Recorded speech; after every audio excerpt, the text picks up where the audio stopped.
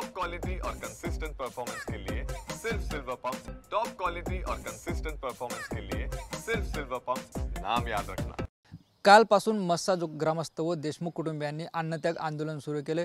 आज आंदोलनाचा दुसरा दिवस आहे। आपण बघतोय सकाळी सकाळी अनेक आंदोलन जे आहे ते आंदोलनाच्या ठिकाणी रात्रभर झोपलेले आपल्याला पाहायला मिळतात। खरं तर या ग्रामस्थांच्या जे ते प्रमुख 7 मागण्या आहेत, ज्यामध्ये ते फरार आरोपी कृष्णा आंधळेला अटक करा, हा संपूर्ण प्रकरण फास्ट ट्रॅक कोर्टात चालवा, केसचे तत्कालीन पीआय प्रशांत महाजन व पीएसआय राजेश पाटील यांना बडतर्फ करून 6 आरोपी करा, त्याचबरोबर संतोष देशमुख यांची हत्या झाल्यानंतर त्यांच्या मूर्त घेऊन जाणारी गाडी केजकडे आणण्याऐवजी कळमकडे का वळवली याचीही चौकशी करण्यात यावी। त्याचबरोबर वाशीचे पीएसआय घुले यांनी आरोपींना पळवण्यासाठी मदत केली असा आरोप करत त्यांचे सीडीआर काढावेत, अशी जी मागणी या ग्रामस्थांची आहे।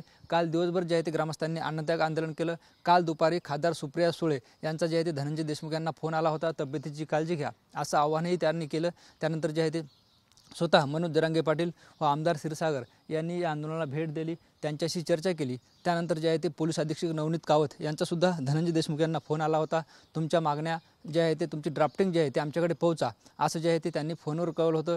प्रशासनाच्या वतीनं 2 पत्र आंदोलकांना देण्यात आले होते, मात्र यावर कोणताही काल तोडगा निघाल्याचं आपल्याला पाहायला मिळालं नाही। आज जे आहे ते ह्या आंदोलनाचा दुसरा दिवस आहे। खरं तर कालपासूनच ग्रामस्थांनी अन्नत्याग सुरू केला आहे आणि आज जर यावर तोडगा नाही निघाला तर आजपासून ग्रामस्थ जे आहे ते पाणीही पिणार नाहीत। त्यामुळे आज यावर काय तोडगा निघतो हेही पाहणं महत्त्वाचं ठरणार आहे।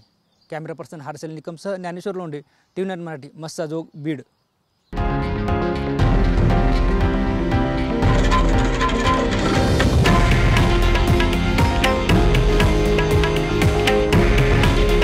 हे आहे देशातील नंबर 1 न्यूज नेटवर्क आणि आपण पाहत आहात टीव्ही 9 मराठी। काळजी तुमची, हित महाराष्ट्राचं।